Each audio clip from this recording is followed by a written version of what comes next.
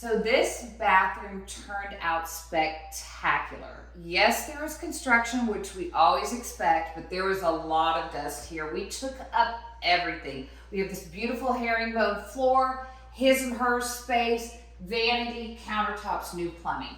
But what I really think makes this space is the small extra additions. You don't want to forget about hardware. Mirror on mirror at the vanity. We have a his lit mirror. And you know what makes this so neat is that we have these nooks just for him. And then lighting tub, of course, for her. But come in here and let me show you this. The aesthetics of this bathroom turned out top notch, but you want to remember that it is also your oasis. So you want to remember some practicality and things that you will enjoy. For example, we added this mirror that is heated, so there's no fogging, it's lit. It is made by clear mirror, and it is an addition that takes the bathroom to a different level. Remember what I always say, it's all in the details.